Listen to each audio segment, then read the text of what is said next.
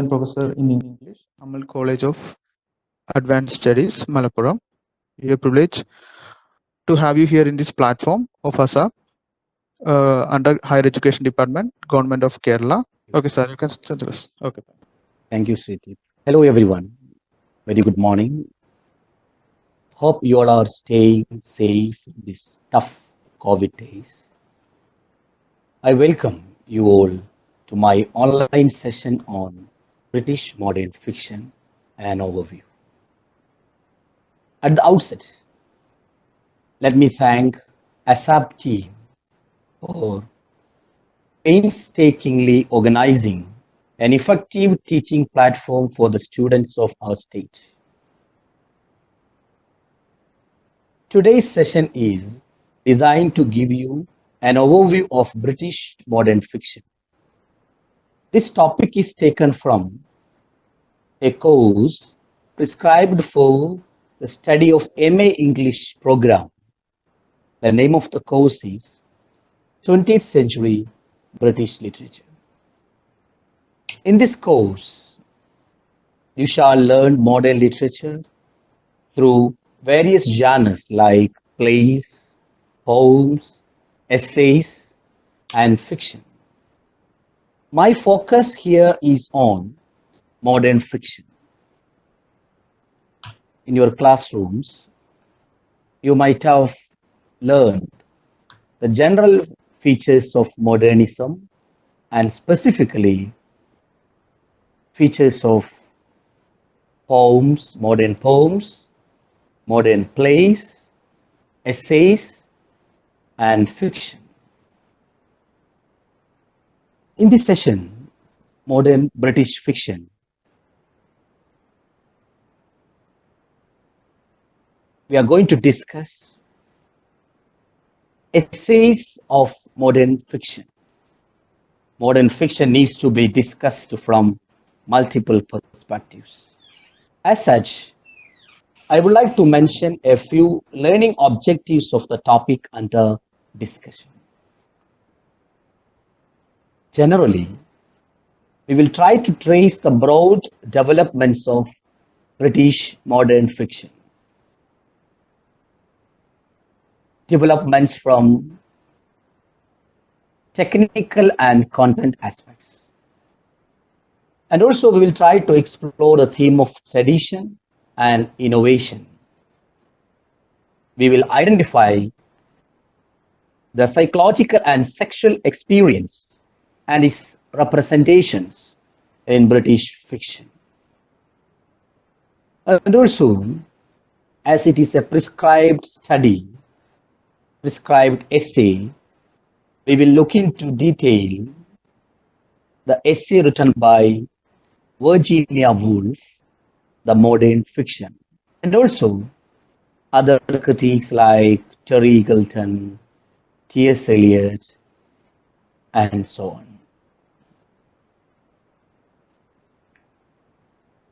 Modernism is, in this most critical usage, can be said to be the art of what Harold Rosenberg, the American critic, Harold Rosenberg noted.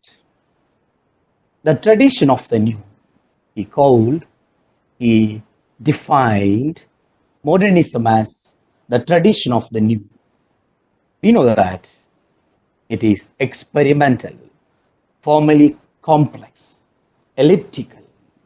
I would say the elements of recreation as well as creation.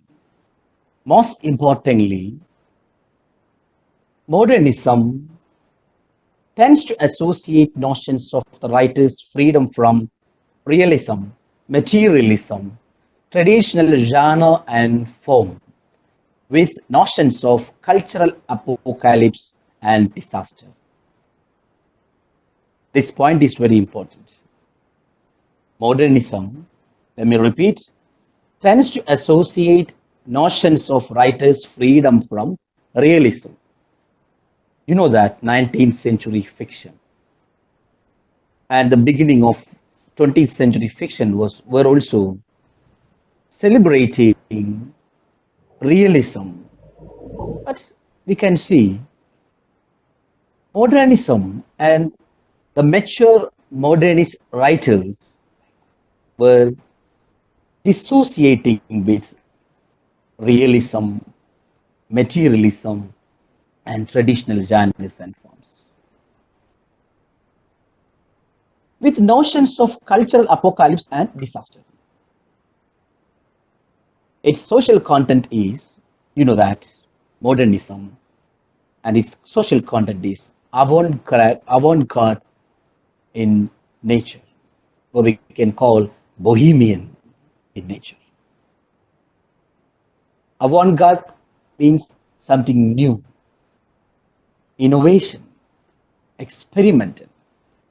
That is modernism. To put it simply, if you going beyond literatures on specialized enclave, modern literature in general and modern fiction in particular focus on fragmented conditions of early 20th century.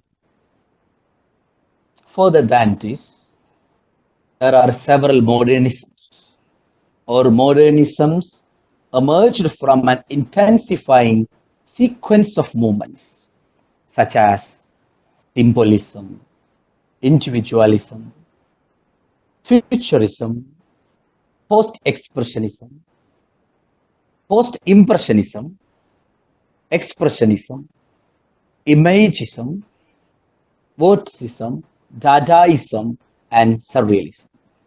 So we can say there are several modernisms or modernisms emerged from an intensifying sequence of these movements from realism to surrealism.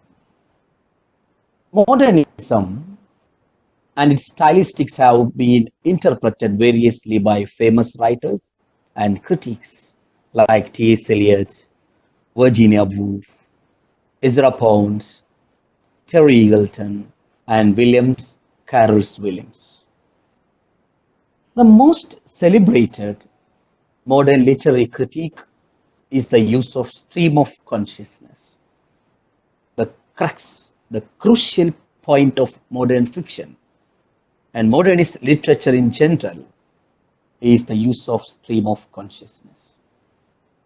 You know that. You have seen in the fictions of Virginia Woolf, James Joyce, and American modernist William Faulkner that the element of stream of consciousness. They have all lavishly used this technique, stream of consciousness technique, in their works. So there is a question: what is stream of consciousness? As you know, the term stream of consciousness originally used in psychology. Stream of consciousness means, or it refers to our thoughts and conscious reactions, expressed as continuous, uninterrupted flow. So it is expression of our thoughts. But in that term, stream of consciousness, you know, it was coined by psychologist William James, who explained that consciousness is not chopped up in bits. It's nothing joined. It flows. Consciousness flows. In writing, our focus is on modernist British fiction.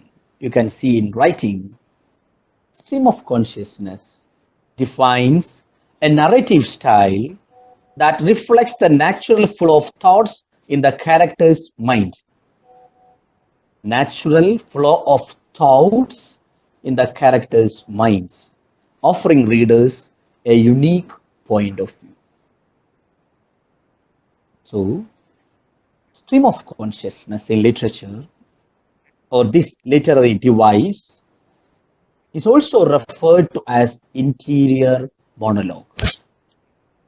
Unlike a soliloquy in which the narrator directly addresses the audience to share his or her thoughts, narrators who tell their story using stream of consciousness technique add only themselves. So this is the difference between soliloquy and stream of. In short, it's like getting a peek at the character's mind to hear their thoughts unfiltered, exactly as they come out. Thus, stream of consciousness is defined by a few general characteristics that distinguish it from other narrative styles. When we discuss stream of consciousness and its technique and its narrative technique in literature, it's good to know the major features of stream of consciousness. There is no punctuation, lack of punctuation. Another point, it is non-linear. The narrative style is not linear. Non-linear, not cyclic. Non-linear narrative style. No clear beginning, no clear end. We can say it's a fragmentency. It's fragmentency or celebration of fragmented mind of the character. It is sensory in nature. Generally, they use informal language. In modern fiction, there has always been a stress on use of symbols and impersonal images. And this can be dissolved into the fluidity of Dadaist, Surrealist, Dadaist or Surrealist techniques. This stress on impersonal images emphasized by T.S. Eliot can be qualified by a wide variety of political attitudes and forms of historicism. So, we discussed two important features of modern fiction: stream of consciousness and use of symbols and impersonal images.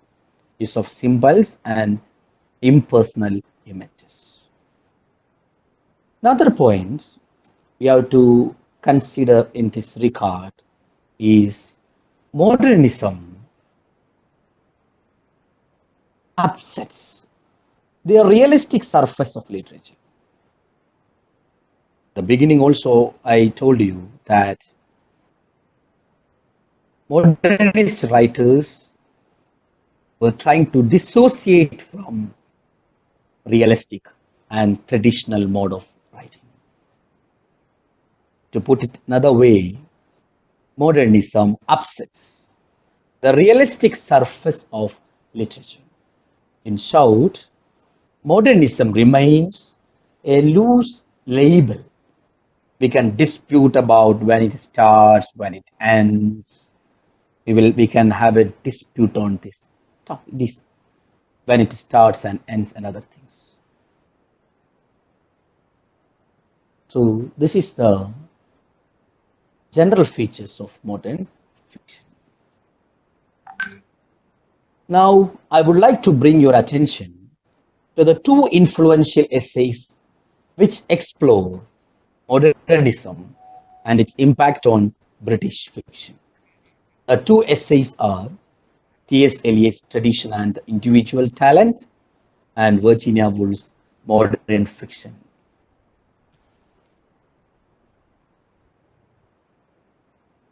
The essay Modern Fiction is prescribed for study in the University of Calicut. I hope it is there in every universities. When we discuss it, is important to explore the essay Modern Fiction written by Virginia Woolf. This essay, Woolf rejects the idea of scientific or industrial progress being applied to the literary history. She wants to mark out the difference between an old generation of writers. She has given three writers as traditionalists: Bennett, Galsworthy, and H.G. Wells. So she marks out the difference between an older generation of writers, even though they are contemporary writers of Virginia Woolf. She used the term older generation of writers, from a new perspective, from the new writers like Hardy, Hardy, Conrad, and most importantly, James Joyce. The former group, according to, or traditionalistic group, according to Virginia Woolf, are materialists. And she says, I quote from the text, they write of unimportant things, immense skill and immense industry, making the trivial and transitory appear the true and the enduring. They write of unimportant things, immense skill and immense industry, making the trivial and the transitory appear the true and the enduring. It's because they are concerned not with the spirit, but with the body that they have disappointed us and left us with the feeling that the sooner English fiction turns its back upon them. Unquote.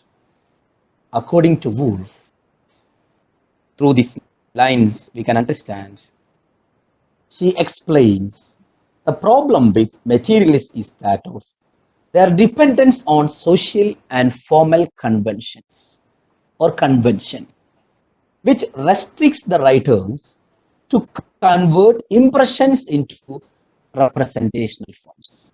She says a writer should be free from conventions.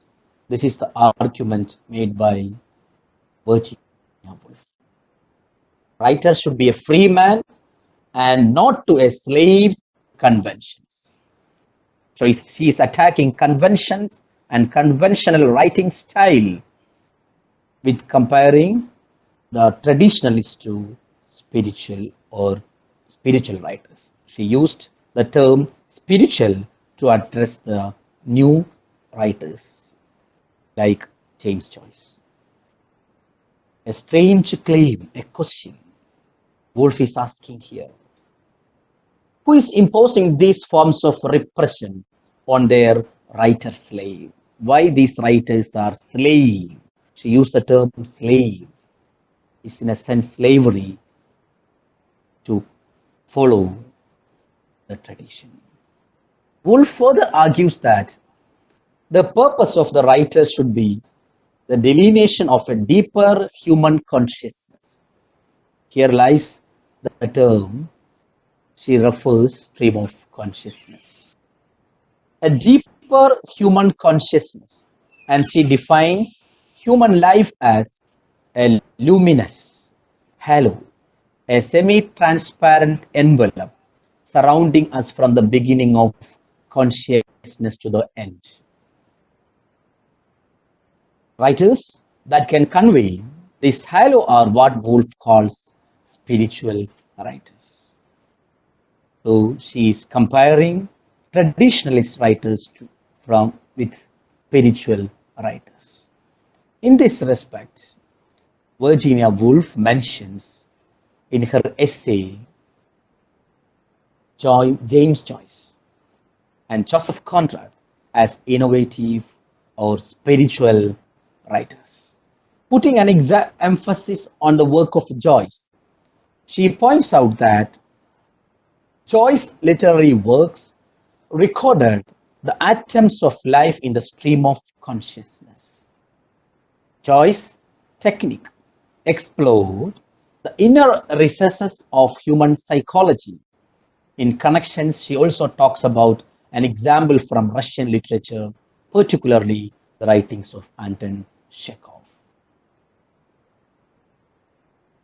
She concludes the essay by pleading that literature should not be conventional and should not follow a single method or a single technique. The idea of a proper fiction does not exist. But Woolf continues, everything that is saturated by the spirit of life can be captured in fiction. That is the emphasis of Woolf in her essay Modern Fiction. To her, this new form of incoherent fiction, she uses the term incoherent fiction, on consciousness is purely psychological. So her emphasis is on psychological aspect of the novel, reading through the minds of the readers. To put it simply, emphasis on Joyce. She points out that his works recorded atoms of life in the stream of consciousness. So she introduced the idea of stream of consciousness in her essay with the reference of spiritual writers. So my dear friends, you may note this classification of writers, around contemporary writers, Edwardian writers, like traditionalists and spiritual writers like Conrad and James Joyce. Okay, so we have been talking about Virginia Woolf and her contribution. So I thought I want you all to taste a bit of Virginia Woolf's original voice recorded for BBC Radio. Interesting to listen to the original voice of Virginia Woolf in this context. We can conclude her essay with this original by listening to her. Please. Why every book, every newspaper figure would tell truth, all creative beauty. But is it yeah, some obstacles, some hindrance to the teaching of words. For there at this moment, least 100 professors, lecturing literature departments, least 1,000 critics, are doing literature as a course. Hundreds and hundreds of young men and women passing examinations in English literature with utmost training. Still, do we write better?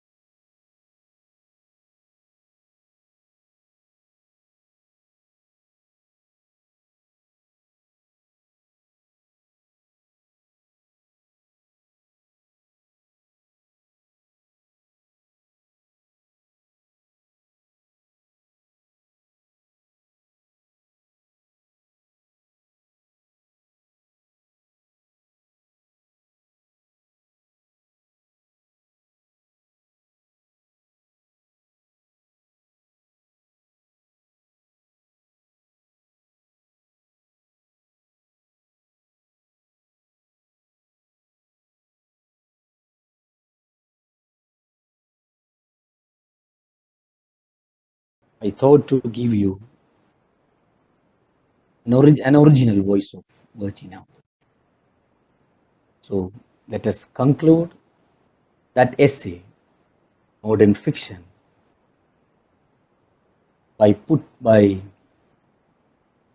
making the reference to our own conclusion. Literature should not be conventional and should not follow a single method or technique. This is the spirit of modernism and modern fiction. If someone is asking you in a simple term, can you define modern fiction? I would suggest to you to quote Virginia Woolf's this part. Literature should not be conventional, and literature should not follow a single method or technique. We know that. We have studied English fiction from 18th century to 19th, and now we are in 20th century British fiction. From the rise of English fiction onwards, we have been assessing, analyzing the mode of narration or narrative techniques. You can compare in this context. I suggest to you as a personal task or assignment, if you can compare 20th century English fiction with romantic or even Victorian and 18th century fiction or novels. I'm not going to a detailed comparison now, because our focus is on modern fiction.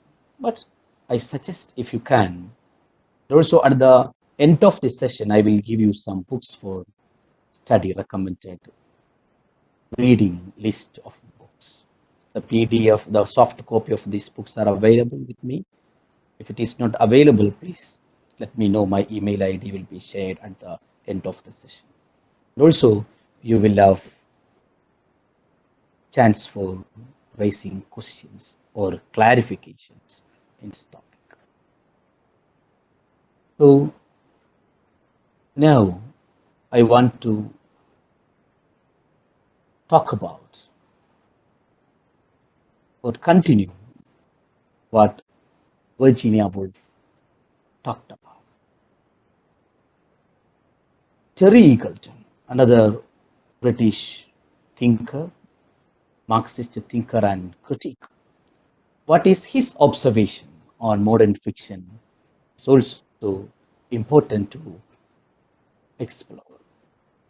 In his book, English Novel and Introduction, published in the year 1943, he provides a wide-ranging critical introduction to the English novel from Daniel Defoe to James Joyce. The modern world is too fragmentary. Eagleton is also saying, this is his critical remark made in 1943. The modern world is too fragmented. It is too fragmented for the novel to mold into a totality. So when we discuss modern fiction, the mature modernist fiction, we should know about the major critical comments on modernist fictions too. Virginia Woolf was celebrating, she was explaining with the emotional spirit of modernism the features of modern fiction, and even she was complaining the traditionalist writers. She made some disagreement with the traditional writers. But in the case of Terry Eagleton, it's important to note that why I am telling or discussing the comments made by Terry Eagleton, because it is highly contextual. Weaknesses, or we can say critical comments against or on modernist fiction. In this book, I told you, English novel and introduction from Daniel. In this book, he is analyzing novels from Daniel Defoe to James Joyce. This point is very valid. The modern world is too fragmentary for the novel to mold into a totality. But he continues, it is also because there is simply too much of it, too much of fragmentation, too many specialist jargons and domains of knowledge, that this is no longer feasible. What the modernist novel tends to give us instead, according to Terry Eagleton, is a kind of empty signifier of totality, which is no longer possible. It's no longer possible. Eagleton dedicated a complete chapter to modern British fiction in his book. So it's good to read this book also, even though it is not prescribed, while you explain modern fiction in general and Virginia Woolf's views on modern fiction in particular, it is important. He says modern fiction is more complex, just as our life also is. To him, modern fiction is complex, incoherent, non-linear, and plural. What modernist novel tends to give us instead is a kind of empty signifier, I told you, an empty signifier of a totality which is no longer possible. Also, it is no longer possible. Yeah. What the modernist novel tends, according to T.S. Eliot, he quotes from some major novels of modernism like Joseph Conrad's Nostromo, Steve's Scribble, The Secret Agent, E.M. Foster's Marabar Caves, and Virginia Woolf's Lighthouse. He compared, analyzed all these modern fictions to make a remark, a comment on modern fiction. In short, through these two essays of Virginia Woolf and Terry Eagleton. Eagleton, it is not an essay, it is a book. I have taken some excerpts from this book. In this context, it's important to look into T.S. Eliot's. While we conclude modern fiction, the general features of modern fiction, it's important to look into T.S. Eliot's tradition and the individual talent. You might have studied that essay for your graduation program, with your graduation program. We often quote that essay while we study new critical studies also. It's also contributing much on modern fiction and its style through this essay. So to conclude, I suggest to you to go through this Terry Eagleton's assessment on modern fiction and also T.S. Eliot's views on modern fiction. Before we wind up the session, I'll give you some questions to be asked, some frequently asked questions from this area in terms of examination may be useful for you. If you have any questions regarding the presentation style of essay, we will have a discussion at the end of the session. You can see variety, complexity captures human psyche, that is the contemporary political life. Modern fictions do not give much importance to moral and ideological considerations. This is also a point you have to note in this regard. Suppose you can expect a question like, general overview of Woolf's essay Modern Fiction, Modernism in general, and modern fiction in particular, major features of modernism, and narrative techniques, especially like stream of consciousness and psychic narratives. I have some books for your consideration, for your reading purpose. It's not Terry Eagleton's, the same book, the English novel, then Modern British Fiction by Gupta Nilancha Bose, Dialogue with the Thriller, published in 1991. Then this book is very important, the third book, please you may note, Modern British Fiction, from Psychological Realism to Mythical Symbolism. From Psychological Realism to Mythical Symbolism. It's also published in 1976. Also, one more book, Scorer Mark, Modern British Fiction. This is a general book published by Oxford University in 1969. Why I'm giving you some lists or recommended readings, any lecture, like 1 hour lecture or 2 hours lectures, you see, that is not enough for a student of MA, PG student. You have to work hard. You have to read also. So questions are, of course, open-ended. When we analyze a topic, even though as a student of MA, when we are reading a text, our arguments or conclusions, maybe you can be open-ended. So let me brief what I taught, what I discussed today with 2 minutes.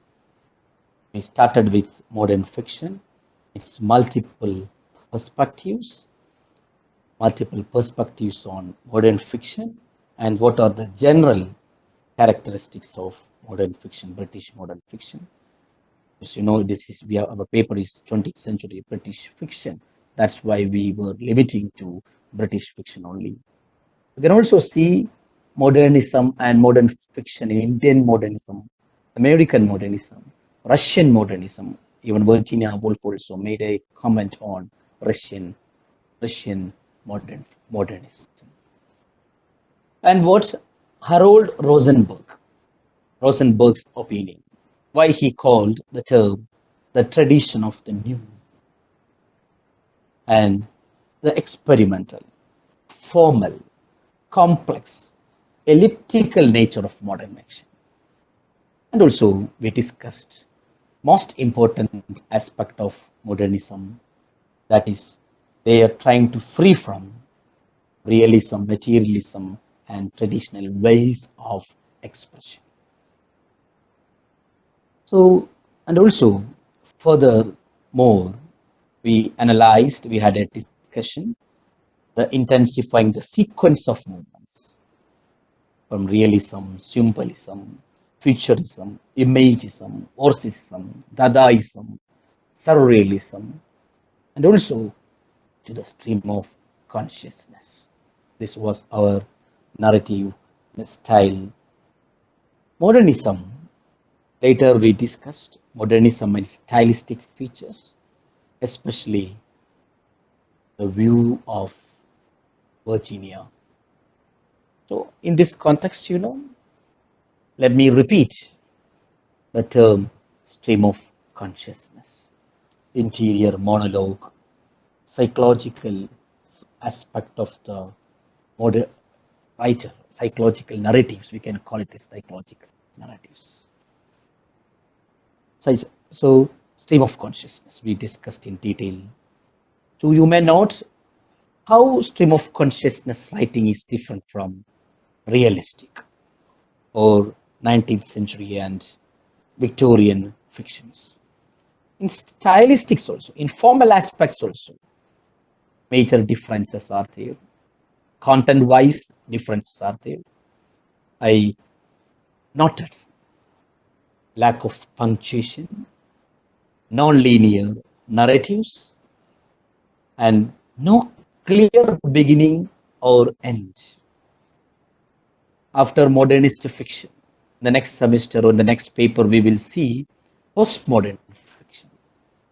So, as a student of literature, while we discuss modernist fiction, it's also important, at least we should read some basic principles of postmodern fiction also. You can see postmodernism is extension of modernism. At the same time, postmodernism is critiquing modernist writing style, modernist in plays, in poems and fiction. Every genre, even films, you can see these postmodern narratives, how postmodern narratives are different from modern narratives. I hope you have understood how modern techniques transformed literature. I think it's time to wind up the session. The session is open for discussion. Okay, thank you, sir, for the class. And I think some of the questions have came. Some questions have came. First Okay, question is let me that. note. Okay, it was asked by Gopika. Okay. She has asked that. What is an impersonal image? Impersonal image. So, Gopika, this question is very pertinent. And I told you two important aspects. One is stream of consciousness, and another one is impersonal image. One theory of impersonality you might have studied in the essay written by T.S. Eliot, Tradition and Individual Talent. In romanticism, in romantic criticism, in romantic fiction, we have seen subjective narratives, subjective images. But as new critics suggested, modernist fictions or modernist writers have also the tendency of using impersonal images, objective images. It is important to note that the term objective correlative coined by T.S. Eliot. In his essay, Objective Correlative, he exemplifies from a scene from Macbeth, and Lady Macbeth is in her sleepwalking scene. So, objectivity of the images rather than subjective expression of the emotions or ideas.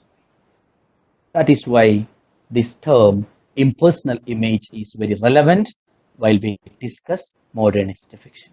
Hope you understood the term. Thank you. Sir. Yes, sir. So next question was asked by Subhida Sudhakaran, and she want to know more about surrealism. Yeah, Surrealism. she just asked that surrealism. Yeah, she want to know more about that. She want an explanation in detail regarding that. Surrealism. Yeah. Surrealism, it is a 20th century avant-garde movement in art, painting, and later it came to literature also, which sought to release the creative potential of unconscious mind. For example, by irrational just acquisition of images, fragmented uses of images. In this context, while we discuss modern fiction, it is important because Virginia Woolf also, you might have seen, comparing realistic writers to modern style of writing.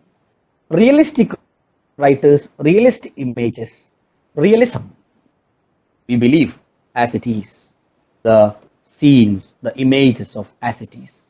But surrealism is questioning that realistic itself. It was a cultural movement which developed in Europe in the aftermath of World War I and was largely influenced by Dadaism. The movement is best known for its visual artworks and writings. And there's just a position, I told you, of uncommon in nature. I can suggest you examples also.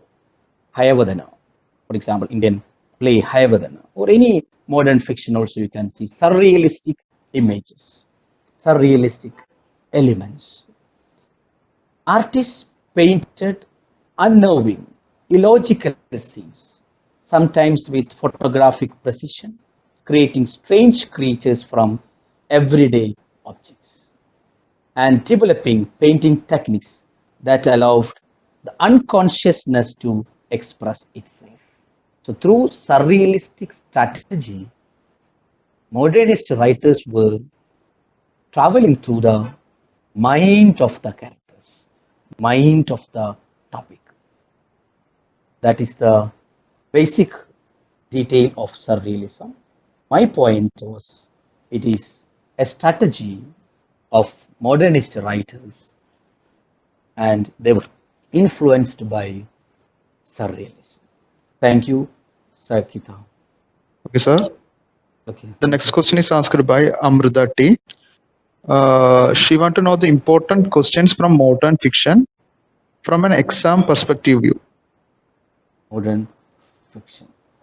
Modern fiction. Yeah, I already suggested some topics. The general question or an essay question we can expect, as this essay is prescribed for you study. General overview, or Virginia Woolf's notion of modern fiction. This is a general question you can expect for your examination. And also another question, general overview of modernist fiction. While you answer this question also, you can quote a special reference to, you can give special reference to Virginia Woolf, T.S. Eliot, and Terry Eagleton. But while you answer the first question, view of Virginia Woolf, you have to go in detail. You may give first an introduction, then go in detail about her concepts of modern fiction. These are the two general questions may be expected from the modernism. In terms of paragraph questions, if you have any, what is stream of consciousness? What is surrealism? Then influence of modernism on modern literature. And also you can expect a question, what is modernity? Modernism and modernity. As you know, modernity is a condition. Modernism is a movement, and modernity is a, like we are saying postmodernity, postmodern, modern and modernity. Modernity is a condition. Thank you. These are the general expected questions from this paper. Okay, sir. There is another question from Nandu Krishna. Yes. Okay, The question is that Woolf pointed out the effective influence of Russian literature in English modern fiction. Could you point out how Russian literature championed the modernism prescribed by Woolf? yeah, it is a very important question, because while we discuss modern fiction, it is important to discuss Russian formalism also. We can call generally modernism is also influenced by, British modernism is also influenced by Russian formalism.